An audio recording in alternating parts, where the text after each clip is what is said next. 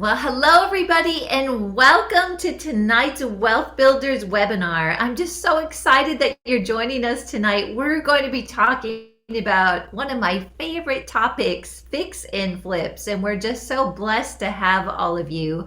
I'm Karen Conrad, Vice President of Wealth Builders, and on behalf of Billy and Becky Epperhart, I want to welcome you and just thank you so much for being part of the Wealth Builders family. And I'll be talking about fix and flips and giving you a real life example that, praise the Lord, we just closed on last week. And I have got these amazing experts on with me, and I want to introduce you to them. They're two of our real estate coaches. The first one I want to introduce is Frank Pulley. Frank, can you say hi to everyone? Hey everybody, how you doing?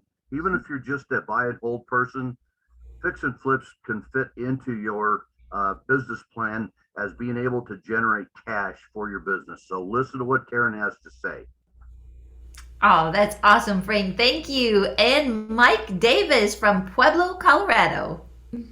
Hello, everyone. I'm looking forward to this, and I believe everybody's going to learn a lot, Karen. Oh, that's great. Thank you. Well, we are going to get right into things. I'll give you an idea of how the webinar works. We will do about 45 minutes, something like that, of going through the presentation. And you'll all get a copy of this as well, just so you know, so that if there's a lot of information, which there is, you can go back and watch it, and you can even share it with your friends if you'd like. And we keep the last 15 or 20 minutes open for questions and answers. So this is your opportunity to ask us coaches any questions you have about real estate or anything regarding wealth building. And the way that you do that is right here on Zoom. You can click on the chat or the Q&A and enter your question. Or if you're joining us tonight on Facebook, go ahead and enter that question into the comment section or the chat section on Facebook. And then we've got this amazing team that is behind the scenes, which I want to thank right now, that will be sending those questions forward. So we've got a lot of great information to cover tonight on fix and flips. So we'll go ahead and get started here. One thing about fix and flips is it is part of our real estate strategy, and I'm going to explain more about that. But really going back to the power of real estate investing, this statistic always just helped me understand why people are in real estate and why we're drawn to real estate. Over the last 2 centuries, about 90% of the world's millionaires have been created by investing in real estate. Isn't that amazing? And for the average investor, real estate offers the best way to develop significant wealth. And we tie everything back to the Word of God. That's what Wealth Builders is all about, is we talk about, and Billy and Becky teach how to build wealth on a foundation of God's word in Deuteronomy 8:18, just to give us a nice foundation. But you shall remember with profound respect the Lord your God, for it is he who is giving you power to make wealth, that he may confirm his covenant which he swore solemnly promised to your fathers, as it is this day. I want to spend just a really quick moment here to just encourage you to look at this and understand that wealth is made, wealth is created. And so part of what we do is really seek the Lord as to how, Lord, do we actually create wealth? And I believe real estate is it's all of our favorite ways to create wealth, but fix and flips, to me, is one of the significant ways that we can get God involved in this project and we can create wealth. And so it's just kingdom based. It's not for us to all consume, but all of you are part of this because you want to make a difference and influence people for the kingdom of God. This is what we're going to be covering tonight. I'll give a quick fix and flip overview. We're going to go through the pros and cons of flipping houses. I'll explain how it's part of your real estate strategy. We're going to go over the steps of a flip. We're going to talk about finding the right markets to flip in. We'll talk about real estate financing, taxes and 1031 exchanges. I'll give you some before and afters of the property that I was sharing with you, and then encourage you to get in the game. All right, so the fix and flip overview. So a little bit of a fun fact on these pictures. They're all from properties that we are working on. And so I'll just share with you a little bit. This is from our newest property, which is, well, not our newest. It's actually the one we just finished. I just purchased another one. This is our beachside bungalow, and this is actually a vacation rental. All right, here's some information on fix and flips. House flipping typically refers to purchasing distressed properties, fixing them up, and then reselling for a profit. Some find these properties through foreclosures, bank short sales, property auctions, but initially most purchase through regular MLS in the sales process. And I just want to share with you that's actually what we do. The reason is that we have not learned quite enough about the foreclosures, the property auctions and things. So we're kind of going in a little cautious and using the help of a real estate agent in the MLS. Successful flipping requires being able to identify undervalued properties with potential, understanding how much to do to increase the value for the least investment. We want to understand what the ARV is, which is after repair value. You'll be hearing a lot about that tonight. And we need to make sure that we manage the work and the holding costs. Once the renovations are complete, you'll need to list and market the property. And we'll be going into much more detail on all of these. So here are some pros and cons of flipping.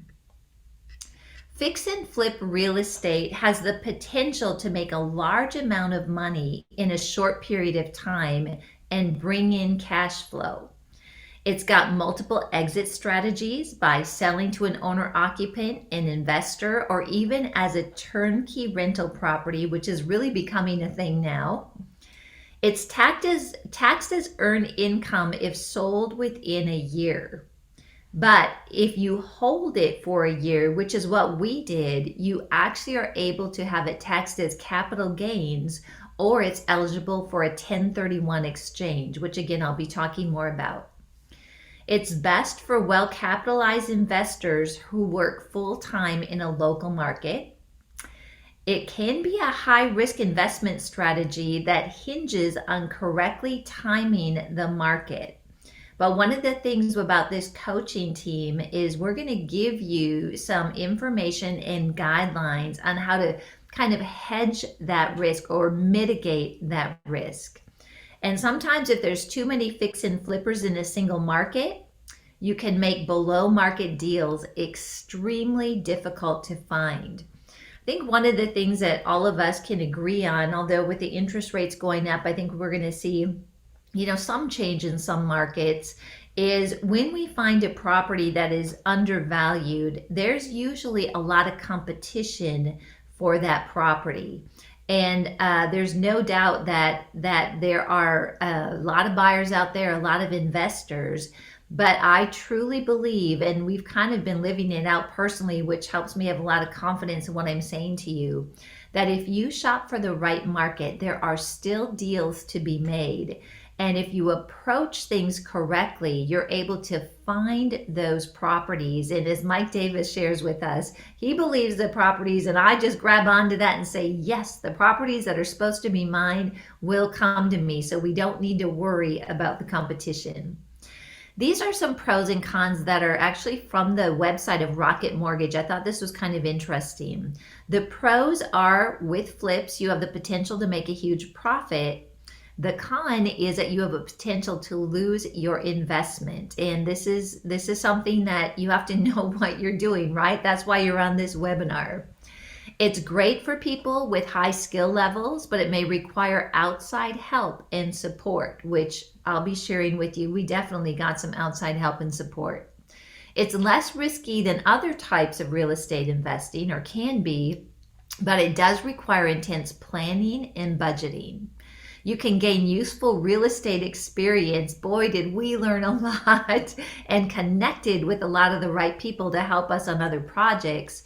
But unanticipated costs can arise and they could be substantial. You can gain greater insights into your local market, but it does require in-depth knowledge of the real estate industry. So these pros are very encouraging. The cons are not meant to discourage you. You can do it, but it just is there to let you know, like, you know what, you need to do some studying. You need to find out some things about the market, and that's what we're here to help you with. So flipping is, to me, is a major part of your real estate strategy. Many of you that are on are interested in doing buy and holds, and I would say that's kind of the bread and butter, and that's what we're personally, that's our goal, is to do a lot of buy and holds. But there is a time at which you need to be able to bring cash flow into your real estate investing. And that's where I'm saying that fix and flips are definitely something that should be part of your real estate strategy, unless you have more cash in reserves and you know what to do with. But most of us are not in that situation, though we hope to be. So I put together this little example of how it can work into your strategy with real estate. So let's just start at the top. Let's say you've got $150,000 of cash. And I'm going to go around this twice, which is what that second line is. So we've got $150,000 in cash. What does that look like with real estate investment? So if we purchase our first property, let's say we're able to get it at 10% down plus costs. Then of that $150,000, we're putting in $25,000 plus, let's say, $5,000 to get into the property. There are closing costs, and if you've been watching what's happening with the secondary market and Fannie and Freddie, there's actually points now where either a second home or investment loans are being penalized, and so we have to watch those closing costs. But I put on here that we would expect to get about $10,000 of closing costs. So if we do that, then we have got the $30,000 from that $150,000 is gone into our first property. And then on the right, what I put is what you can expect potentially to earn on that property, which is about $5,000 net income annually. Then let's say we find a second property. We still have that $150,000. We've already used $30,000. And now the next property we're buying at $150K, which would be great. That's awesome when we find properties at that cost today. Let's say we put 20% down plus cost. There goes another $40,000 plus $5,000 to get into that property. And let's say that property yields about $5,000 net income annually. You can quickly see that even with $150,000 of cash to start investing, as you start putting down payments down, as you start getting into the game, pretty soon you start looking at that savings account and thinking, oh my goodness, I've got to start replenishing this, because earning $5,000, even $7,000 of net income each year on these properties, it's going to take a long time to get my down payments back. Now, I'm doing this very simplistically. There's strategies that we teach you, cash out refis and different things. But just for simplicity's sake, I want you to understand why flips are an important part of your real estate strategy. So I have this little green arrow in there, and that tells you at about this point, after 2 properties, you've got to start thinking about how you are going to infuse cash into your real estate. And so here comes a flip, and let's just say you're able to find a flip, a distressed property that's at $100,000. You put 20% down plus renovation plus holding costs, that's about $70,000. And then you sell that flip, you net $50,000, and you know what? There is your creation of wealth that I was sharing about in Deuteronomy 8:18. And you get back your $70,000 investment, plus you have a $5,000 reserve, and you know what? You're ready to start the cycle all over again. Billy says it this way: you hit a rhythm or a cadence with your real estate investing, and typically that'll be 2 to 3 buy and holds to every one flip. And again, the purpose for that is to infuse cash so that you can continue to buy real estate. Okay, another reason that flips are really a great part of your real estate strategy is something called a real estate professional designation. Now, if you are a coaching client, we have talked about this quite a bit, and actually Billy has got an amazing teaching on this that should be on Wealth Builders University of how to achieve it. But basically what this provides for you is if you meet the guidelines for a real estate professional qualification, instead of being capped at $25,000 of being able to do write-offs or show losses on your real estate, this allows you to have, I think it's infinite deductions actually on your real estate. So this is very key. You know, when we go into real estate, it's sort of funny because you want to, on the loan side or being able to borrow, show income, but none of us want to pay taxes. And real estate is one of the best ways for us to really reduce our tax liability. So there's a balance there too. But this real estate professional designation is really a game changer for us in the tax world. So here's just some high level things to qualify for a real estate professional qualification.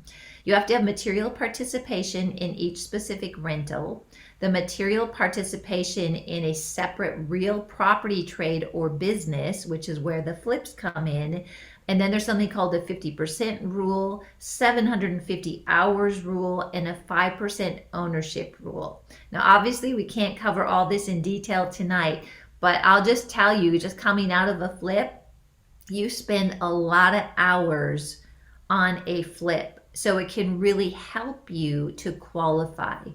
So this is something that I found. It's from markjkohler.com, and I'll just touch on a couple things here to give you a good picture of how to qualify for the real estate designation.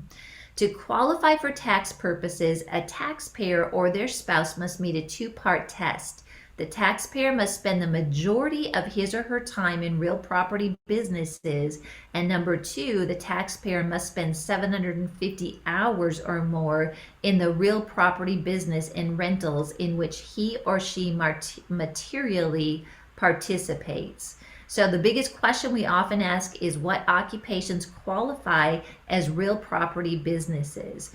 And this is where you would want to get with our resident legal expert, Bill Bronchek, and your CPA and really hone in on what will help you to qualify for this and also what you need to keep track of.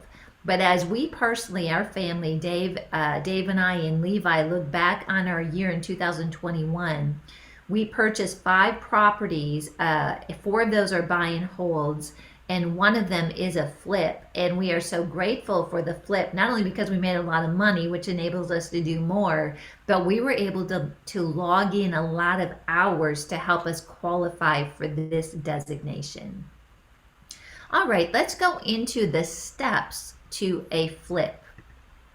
Now, this is somewhat simplistic. Again, I'm just wanting to give you an overview. But if we were to look at 5 steps to a flip, number 1 would be to research the market. This is the first step towards serious house flipping, is knowing the market. Number 2, you've got to secure your finances. Before you even consider a purchase, you're going to need the money to flip the house. Let me pause there just a moment. I'm going to be sharing with you different ways to finance a flip. But when you look at it, you have got to have the money to be able to get into the house, right? To be able to purchase it. But also you've got to figure out, and some loan products will cover this, how you're going to cover the renovations and the holding costs. And that's number 3, is understand your renovation and the cost, understand what it takes to hold the property, and understand what closing costs that you will incur. Because when you do a budget on a property, and once you get a spreadsheet down, like for example, Levi's kind of our money guy, he's totally our analyzer. It's great. He's done this enough. We'll just send him a property. Hey, Levi, take a look at this on realtor.com. And within about 5 minutes, he's able to bring back an analysis to tell us what we need to purchase the property at to be able to be successful with either a flip or a buy and hold. So it's not difficult, but you have to understand the process. And then when you find and you buy a house, there's something called the 70% rule, which I'll be sharing with you. And obviously, you want to be able to sell the house for a profit, right? Otherwise, why would we do it? So there's something called the 70% rule, and I want to walk you through it because this is kind of like a quick way to analyze a property. The 70% rule says that an investor should aim to pay no more than 70% of a property's after repair value, or ARV. So real quickly here, how do you know what that is? Well, when you study the market and you know what to look for, you're going to be able to determine that after repair value. But this is also something that you find the right real estate agent, and that real estate agent, knowing the market, will be able to help you with the ARV on a property. Now, this includes the price you pay for the property itself, as well as any estimated repair costs. So here's what this looks like. Here's an example. Let's say that I'm looking at a property and I've done analysis, I've gotten feedback from my real estate agent, and the ARV on that property is $200,000. I really like this calculation because it also helps you understand really quickly, like if you're even in the ballpark on a property, or if someone's got something so overpriced, you don't even want to take a run at it. So if an ARV is going to be $200,000, and let's say my renovations are going to be about $50,000. So I would take the net of that, which is $150,000, and times that times the 70% rule. And that tells me I would have to buy this property at $105,000. Isn't that helpful? It really makes it simple. You know, we've been looking at some properties in Cocoa Beach. We've got 2 down there. And there are 2 that came on the market that are on canals, and they're in really rough shape. Now I'm bold, I'm courageous, I'm ready to go into some tough situations. But when I did an analysis based on this, these properties, one of them, which I would love to get my hands on, is almost $200,000, priced too high to meet the 70% rule. And that's part of it too, is, there's a lot of people that are out there flipping. And unfortunately, there's a fair amount of people that lose money flipping because they're not learning what we're talking about here. And so even though in the excitement, I would love to get a hold of it, all my juices just start flowing, like thinking how I want to decorate it, design it, move walls. But this is what really helps me to stay disciplined, because when you can apply numbers like this, it helps you where you're not in there being emotional about a property, but you're able to apply a formula that helps you stay on track. And you know what? It helps you to say no to properties that would potentially cause you to lose money. All right, the next one is finding the right markets to flip in. Ultimately, and this is from newsilver.com, ultimately the best cities or the best locations to flip houses in will have all the right ingredients. And here is 4 of them to take a look at. Number 1, they have the potential of a good ROI, or return on investment. So there's a lot that goes into determining what areas have that good potential. And I'll just share a couple of them with you. And I'll just, since I'm in Cocoa Beach, why not talk about Cocoa Beach? One of the things that we really like about Cocoa Beach is we've been able to look at the market and see that people really pay up for finished houses. What I mean by that is there's a lot of houses on the market, and there's a lot of houses on the market that are not finished well, and they're just kind of, not attractive houses. Now, it doesn't mean that those aren't selling, because it's a very hot market, But what we found is there's a significant difference in pricing between those dated houses or one that needs updates and the ones that have gone in and they are renovated. They are up to date. They're in, great colors. They're fixed on the outside.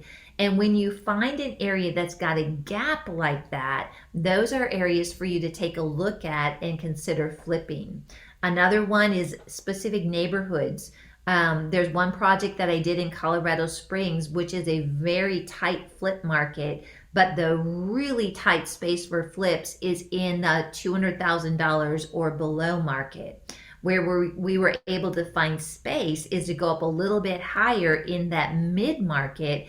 And we found that gap that I just explained to you. We found that people don't, at that price point, they don't want to go in and have to, peel off wallpaper. They don't want to have to go in and paint kitchen cabinets or put in new floors.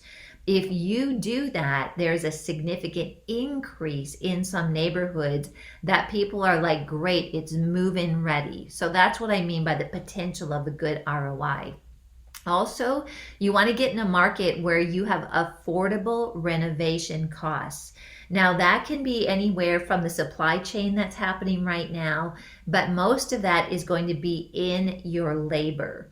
And so the areas that we look at going into in flipping houses, one of the first things that we do is we connect with local contractors. We really look to see if we can get in with a group of contractors that are reasonable, and we learn very quickly what types of things in the markets are not available due to the supply chain. Who would have thought we'd be dealing with supply chain issues? Let me give you a quick example of that, and then I'll keep moving here. In Central Texas, which is one of the areas that we invested in the flip that I'm going to show you, we found properties and they need new windows. Well, I found a great vendor for windows, and I could replace the windows for a very reasonable amount. Now, when I went to Cocoa Beach and we started looking at properties where they needed windows, they're months out of even being able to get a hold of windows in that market. And on top of it, most of the insurance companies require hurricane windows. So in Central Texas, if I find a house that needs new windows, I'm like, this is great. We can do this. I can do it at a great price and I'll get a good ROI. But when I'm in Florida and I find a house that needs replacement windows, I run from it, because I don't know what I'm in for. It's going to be so expensive. But if I find a rough house, which is one that we just purchased, we're calling it the Coco Cabana. That one, it was like stunk really bad, really, really bad. But it had new windows. So we knew that. And we knew that if we can get into a property with new windows, I can handle everything else. Also, you want to be in an area where there's a high demand for homes. That's very important. And then good economic growth.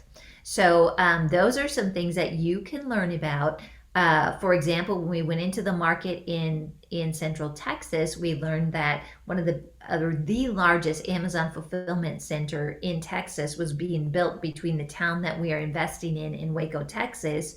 Also, there's SpaceX. We found out that they were looking at bringing in a car building plant there.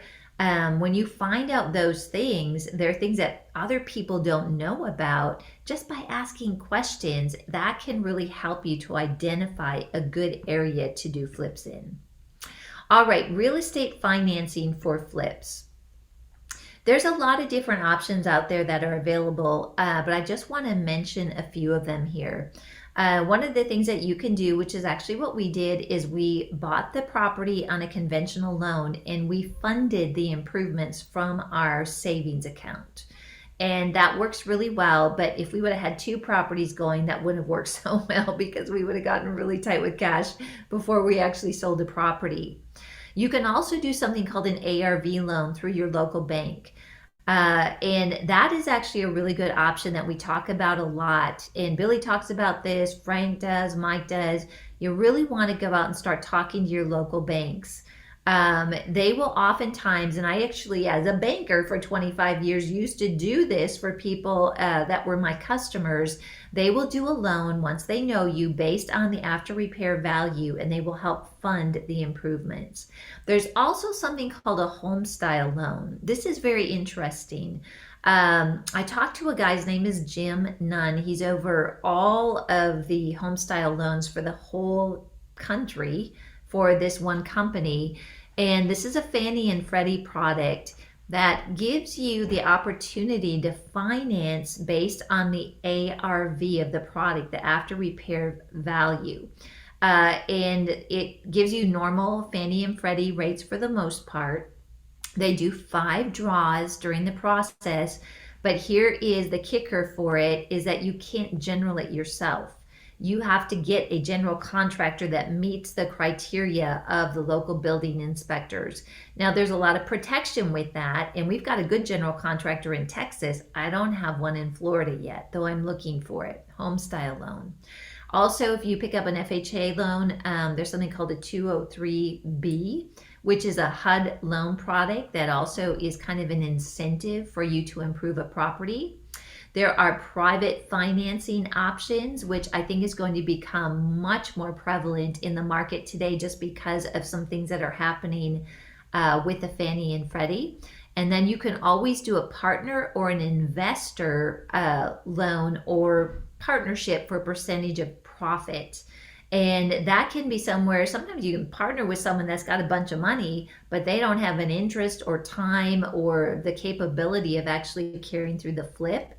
And in some of those cases, basically what I've seen people do is that maybe they go into a 50-50 partnership where one party puts no money into it, but they handle all the work of the flip. The other person just simply puts up the money, and at the end of the day, they split their profits. So there's all sorts of options for you. I want to briefly talk to you about and comment on taxes and 1031 exchange. It's important that you understand when you do a flip what the tax consequences are. So for real estate, if you hold the property for less than 12 months, it is taxed as earned income. Now, if you've got a lot of deductions, that might not be that big of a deal. But if you hold it for 12 months, then it's taxed as capital gains, or you have the opportunity to do what we call 1031 exchange, which is a really good consideration to defer taxes. So real quick story on what we did with this is we held onto our property for a year to get out of the earned income stage. And actually, during that time, we did a short-term rental, which there was a family we were really blessed to be able to, have them connect with us because they had a fire in their house and they needed a place to live for short term, and their insurance company was paying the rent. So basically, what happened, and this was just so amazing, such a God thing, is that all of our holding costs were covered with 4 months of rent. And so we kind of had a win-win situation. So again, that's a God thing, but I believe that all that's available for all of you out there as well. And then briefly, the 1031 exchange rules. It's just a like-kind exchange. You can learn more about this. 45-day rule, 180-day closing. There's some escrow restrictions, and you must trade up, though you can buy multiple properties. There's an option for wholesaling, which I'm just going to kind of breeze by. It is something that can potentially help you with flips. Let's see. All right. Sorry, I'm skipping through a couple of those. Bear with me here, you guys. I am going to change out my PowerPoint. I've got something here that is not what I was hoping for. And so while I do that, I'm just going to tap into Frank. If you wouldn't mind just sharing a comment, some of your experience with fix and flips. Well, first of all, just with what you've gotten, a couple of the questions we've gotten. First of all, you've got to have a great team. And how do you meet those? Well, you meet other investors. If you're a member of a local real estate investment club, that's important. They can give you referrals. If you're seeing a rehab going on in a neighborhood that you're look at investing in. That's a good way. But you got to get a good team on board. One thing that's really helpful is to learn the lingo that contractors use a little bit. Okay, because if you don't, you're totally a newbie, and you may not understand what they're saying, and vice versa. Always anticipate an additional repair costs. Personally, I do it in 5,000. If it's 11,000, I make it 15,000. If it's 22,000, it's 25,000. I think that's a good way to do it. Make sure with contractors, you always get a lien release, and make sure that they release you so that they don't put a mechanic's lien on your property. And finally, last but not least, private money and hard money loans are actually really good for somebody getting into fix and flips. They're usually only good for about 6 to 8 months, but they cost a lot less than getting a partner, and you can normally refinance out of that once the property is up to speed for a more conventional loan and a lower interest rate. That's all I got. Awesome. That is great. Thank you so much, Frank. All right, I am going to go. Mike, do you have anything that you might share on fix and flips? What I think that what Frank said is having the right team in place and the hard money lender. Those were great comments, and I'm right up there with him with that. So that was great. Awesome. Great. All right. I have got my updated PowerPoint here. Sorry about that. It must have reverted to an old version. But what I'm going to share with you is an actual situation of a fix and flip that we just did and we just closed on, which was just really a blessing. So if we were to look at flips, let's just say from a high level example, and this is what I'm going to share with you as we went into this market, this is exactly what we looked for and what we were able to purchase. So one of the things that we found is the property was in the heart of a strong neighborhood. And that's one of the things that, anytime you invest in real estate, you really want to pay attention to the neighborhood. And this one was in one of the best spots and had a beautiful half-acre property. While the property was very tired, and I'll show you some photos of that, it had what I would call good bones. So what does that mean? It was sturdy, and you could see that, you could feel that in the home. Though it wasn't updated, it was not an abused house, you might say. And one of the things that we pay attention to, especially in areas where you've got, we've got called pillar, there's foundations, there's a lot of slabs. One of the things that we really watch for is when you're in a property, did it start to slant down or was it level? How did that property feel? And we felt really good about this. And at the time, and looking at where the market is now, we actually got this for $85 a square foot. And at the time we purchased this, new builds were going for $135 a square foot.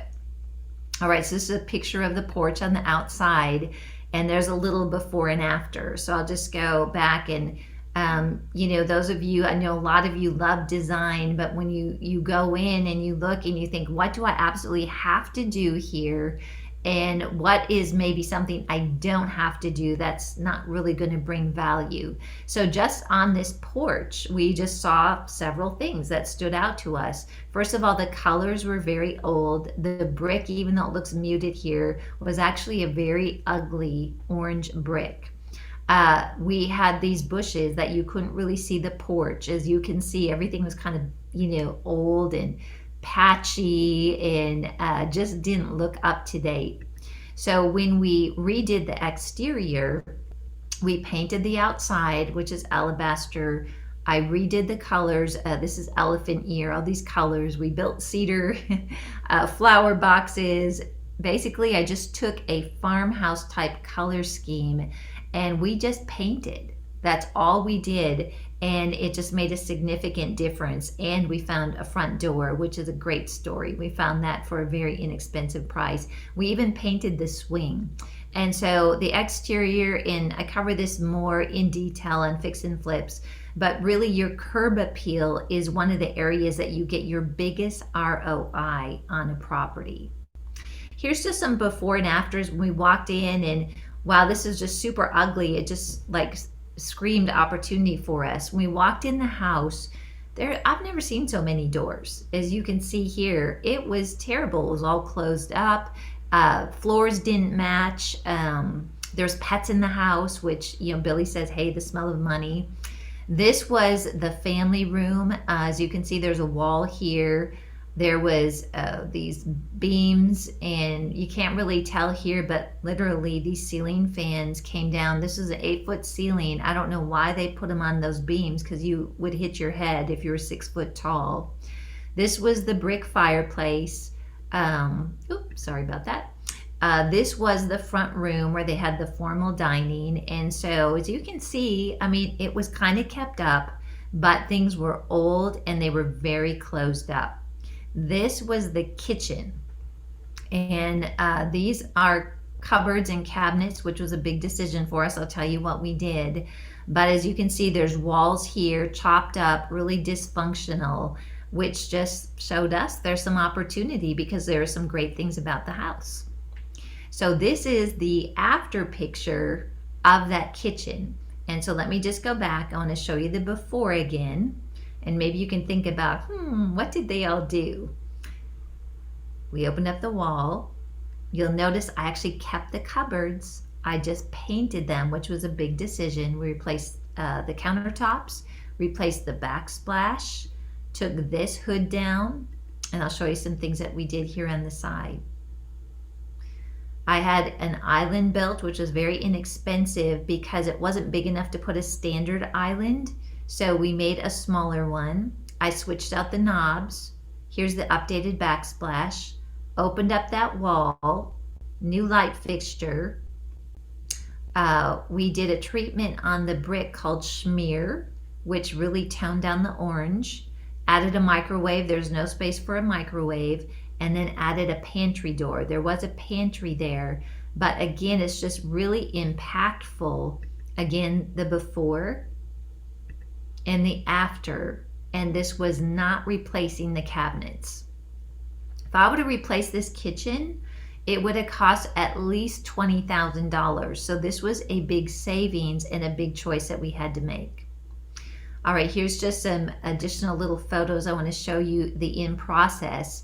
So as you can see here, we opened up this wall. We opened this up, but we didn't go all the way across. That would have been too expensive with a header. We replaced the flooring with something called Memphis Oak Light, which was out of Home Depot. We painted Repose Gray, new light fixtures, the old fireplace. Again, we did this smear, which just toned down that orange. And so now instead of walking in, seeing a door here, you're able to walk in and you're able to take in, which is a major part of the house, this fireplace. This is the kitchen that's in process. And then just show you here the after. And so I brought the staging in, which really helped us a lot. This is a view going into the kitchen. This is where the dining room was, and I turned this into a formal living area. Here's a little trick for you. Fireplaces can really help a property, but they're very expensive to put in. So I use electric fireplaces if I don't have a real fireplace. And this is significant because the weight on the wall itself makes what would have been a tunnel just look really substantial. This is a before of the master bathroom. It was very ugly, very, very ugly. And actually this wasn't even the master. We ended up switching the master in the house and closing up a door. And this is the after. So I want to point out a couple things. Again, the before, do you see this wall was quite a bit out there. There was only a tub and a shower. This is actually the same vanity and we just painted it. Added the countertops. You can do new type mirrors. Added light fixtures. I love to do that in a master bathroom. It looks very elegant. And then we really enjoyed, and we're looking to do more of this. This is called cultured marble. And it is something that goes on as one piece rather than tile. And we used it in the entire property, and it was really beautiful. So here we were when we were looking at this property. We bought it in March of 2021. So we had renovated it and it was done by October, but we were trying to get to that year so that we didn't have the earned income. That's when we brought in the renter at $3,500 a month for 4 months. And at that point, the new builds in the area were at 165 to 170 a square foot. There was a pending sale of an outdated home in town for $375. We had to break through a barrier. There was demand for in-town homes that was increasing. And at that time, we bought it at $225, and we were looking at hopefully being able to sell it in the low fours. Here's what actually happened with the details of the sale. We sold it at $168 a square foot. We sold it at $435,000, $10,000 above asking, to a cash buyer, and that was key, and I'll explain why here with the comps. The comps, Dave actually had a dream that the appraisal was going to come in low, and the Lord was showing him in the dream that don't listen to that appraisal. The value is there, which really helped us, because in the market that we're in, all the houses that were selling at the higher square footage per square foot were under 2,000 square feet. And this was about 2,600 square feet. So we ended up just praying, like, God, you got to bring us a cash buyer. And he did. And they saw the value in the home. And so not only did we get the $10,000 above asking, but we now established a comp in that community that no one else had, that now opens the door for people to be able to purchase properties with 2,000 square foot or more and know that they're going to have a comp to get that appraisal. So real quick, why is that significant? It's significant because we have the information. A lot of houses at that size sit on the market for this very reason. So now we can go in and look at buying a property over 2,000 square feet, knowing that this comp is out there and the value is going to come. And we've also helped other investors and other people in the community now that their home will actually reflect the value even at the higher square footage. And before we did that, the higher square footage over 2,000 square feet was only appraising at 135 a square foot compared to the 165 to 175 per square foot under 2,000. So basically, this is how it looked. We bought it at 225,000. We did 110 renovation on it, and we sold it at 435. And what we did as part of our strategy then is now we got that closing, and guess what we're doing with that money? We are going in now to buy more properties to start that cycle all over again. So my question to you is, are you ready to flip? Are you ready to get in the game with your properties? And I hope I've encouraged you with flips, but also just equipped you enough to know about the things that you need to be aware of to do it successfully and, of course, to make money, right? All right. So Frank and Mike, I am going to stop my share here. And I would just love to hear any of your comments. And also we're taking questions as well. I think that was great, Karen, as far as you really gave us more than just fix and flips with all of your statistics and everything, and the real estate designation. I mean, this was really informative, and I'm sure a lot of people are going to get some great info out of this. Yeah, I thought the part where you guys kind of raised the comps for that area, we've done that a couple of times with fix and flips, and man, I got to tell you, that not only helps you, as you mentioned, it helps the rest of the investors. They love you for it. Awesome. All right, we do have a couple questions that I'm going to read, and then just have you, Mike and Frank, kind of step in with that. And so this is coming from Charlotte. Thank you, Charlotte, for your question. And she says, how do you stay focused on the possible investing in real estate and other investments with all the negative news concerning the economy? Great question. Frank, do you want to start with this and then Mike tag on? Sure. Well, you know what? I start every day by giving thanks for what I've got. Do you realize in the United States, we are probably the top 95% in wealth and everything else, no matter what your circumstances are? The world is a mess. I agree. But when you think back to other times, the world was a mess then too. Just was not so to the forefront that we have now. I think what you have to do is personally the way I do it is I have a routine. And I tried not doing that because I thought when I first got into real estate, it'd be great to just be free and easy. But honestly, I'd been a business owner for years.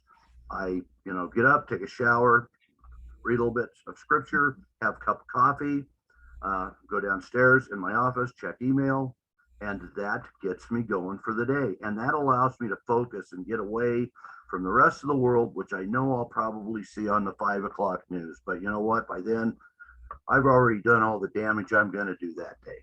So that's how I stay focused. Awesome. Mike. I believe it's the will of God for us to prosper. As a matter of fact, in Psalms 35:27, it says he takes pleasure in the prosperity of his servants. And so I know that God wants me to prosper, and he doesn't say, unless there's an economic hard time coming in your area, number one. So number two, I quit listening to the news. I read the headlines, and so I want to know what's going on in the world, but I'm not letting the news influence me. I'm letting the word of God and his spirit influence me, and he wants me to prosper, period. That's so awesome. Yeah. That's so good. And thank you so much, you guys. We've got a lot more questions. This is very exciting. Good questions. But I just realized like I need to let people know, you know what? We've got a real estate workshop coming up. And while we're sold out in person, you can still get live stream tickets where you'll get over 20 sessions of this in one weekend. And so we just invite you and encourage you to be a part of that. We've got it priced really well for you. You can watch it for 3 weeks after, and we're going to be covering a lot of these things in detail. So go to wealthbuilders.org and go to event, and you'll be able to learn a lot about that April 22nd to the 24th. All right. Thank you, Gabriella, for bringing that up. All right. So let's go on to the next question here. This is from Eric. Hi, Eric. How do you get an accurate scope of work? Are you doing this yourself, or do you bring a contractor with you? And how would you go about getting better at learning the cost of fixing? Oh my gosh, Eric, that is such a great question. So I will just share with you what we did because we're pretty new at flipping. I've done a couple flips a long time ago, but you know what? I had a great general contractor that I worked with. We actually went into this area and we bought a new build as one of our investment properties, and we met the builder and just really struck up a good relationship with him. And in that, we really trusted him, and he came in and he generaled this for us. You can expect to pay a general contractor anywhere between 10 and 20% of the overall. But you know what? Here's what comes with it, Eric.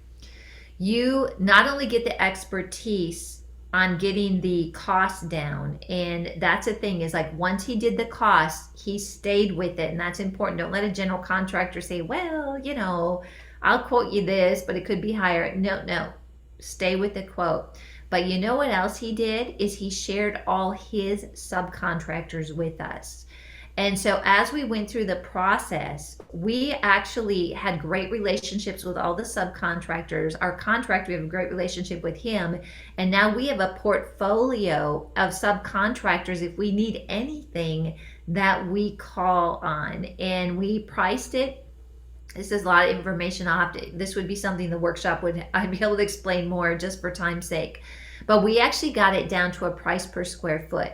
So what helped us is going through that process, and now any house that we're looking at, we know like this is going to cost us to do this type of renovation where we're going down to the studs is $50 a square foot in this market. So that's what we did. Do you have anything that you want to add to that, Frank or Mike? Yeah, when you sign a contract with a contractor, and somebody asked about the scope of work, don't just accept, in the kitchen, install cabinets. You got to know, what kind, because they can put the cheapest cabinets in. And if that wasn't what you're looking for, you got to be very specific. It is a lot of work, but a good, honest contractor is going to help guide you to the point that it's going to help you. Now, one thing you can do is to maybe look at other open houses in that same area and look to what degree other rehabbers are fixing them up. Because if everybody's doing one type of countertop and you're a contractor wants you to do this elaborate contract thing, that might be a little too much. So that kind of puts you in the right arena, but make sure it's very specific what they're going to do. Awesome. Okay, this is a question from Chris Branson. Thank you for this. Chris says, you mentioned a friend looking at properties on MLS. How does your friend know if the property looks like a good prospect? Actually, I've got a whole session on this, on how to analyze properties online. And so I just encourage you, like Wealth Builders University, but come to the conference and I'll show you how to analyze that. There's a lot of steps with it, but it's not difficult. And once you catch on to it, you'll be able to go and look at any market and tell right away, just like I said, my son does. And you'll know right away. It's really fun. And if you like a little bit of a challenge to learn, you would really love that. Great question. Then Matthew has a great question. He says, Matthew Clugston, thanks for joining us, Matthew. What were your holding costs on the last example? Okay, so here's what our holding costs were. We had a mortgage that was like $1,098, which included taxes and insurance. Okay, so that was pretty cool, right? Very minimal. I like to escrow on these. Other people have different ideas. I just don't like having surprises where taxes are due. So in that process, that's basically what our holding costs were. And then we did have very minimal utilities because we weren't in there that long. And like I said, I was able to actually pay for the holding costs with a 4-month rental, which was very exciting. But that's too where if you go into a market, like if we go into Cocoa Beach, I really can't get anything there under probably $475. We actually bought 2 properties at $462.5, which is like a miracle. And so my holding costs on something like that, my mortgage payment is like $2,900 a month. So you have to take that into consideration. While it's really exciting, I know that once we get through it, we're going to have a really high ARV. You have to be able to spend $3,000 a month on a property to, hang in there. We're going into a market like this. It was very inexpensive, about $1,100. All right, this is a question from Ramana. Ramana, thank you. And Ramana asks, how much money do we really need to start with? $50,000? Mike, what do you think about that? Well, it just really depends because you can take equity. Some people don't realize this, Karen. This is how you know that I started. I took the equity out of my home. But you have to look for the market that you're going to be buying in. Say you could go like Cocoa Beach, $475. Well, you're going to need a lot of money, but you can start going to communities that are 200,000 or less in population. And then those houses are probably be closer to the $200,000 realm. So you'll need a lot less. You just need approximately 20% down for those homes. So if that answers that. Yeah, that's awesome. Thank you so much for that, Mike. And we have time for one more question. Charlotte, thank you for joining us. Charlotte has a lot of great questions on here, but I will choose this one to be able to answer, and then we'll try to cover some of these other topics. We do a weekly podcast, and right now we're on a real estate series. So if you've not listened to that, check it out, and we're covering a lot of different things in real estate. But Charlotte says, if you use a contractor to do your remodel work, should you have a contract in place with the contractor?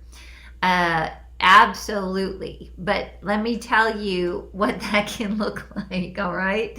So for us, with the contractor that we worked with, you know what? That contract was on a piece of note paper where he wrote things down, but we knew him, where we knew like he was honorable with his word. We knew. So it would have not worked out so well if I would have, pulled out a, legal rocket lawyer document or something on him. He'd be like, what? So you have to kind of know who you're working with and work with them within those terms. But we definitely had all the costs laid out and he stayed with it. Now, hiring a general contractor in Florida, because I don't know these people well, you bet I'm going to have a contract in place. And so, Frank, you might, or Mike, you might want to add something to that. Well, yeah, contract is important. And again, if you know people like Karen and David did, I mean that's great. But if it's new territory, you need something a little tighter, especially identifying that scope of work. And one last thing is dispersing money. A lot of the contractors want half up front. No, no, no, no, no. Give them enough to pay their contractors for a couple of weeks and cover their materials.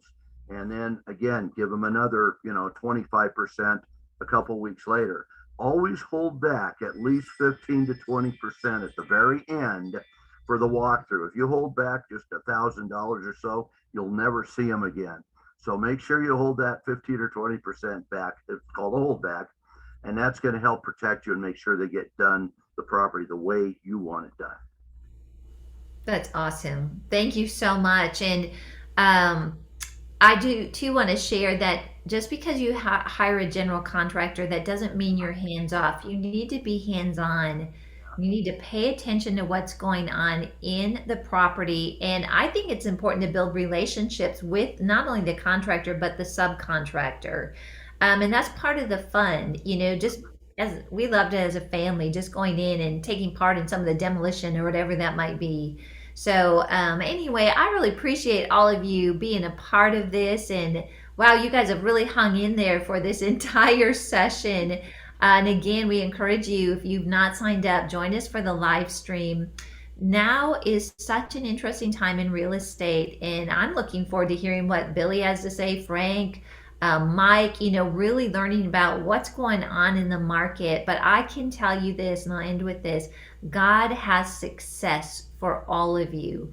So even in these times where it seems uncertain, our certainty is in God, and He provides us with the wisdom to succeed. So to me, the future is bright. Amen. Amen. Good. All right. Well, everybody, Billy and Becky send their love to you. Thank you so much for joining us. God bless you and have an amazing night.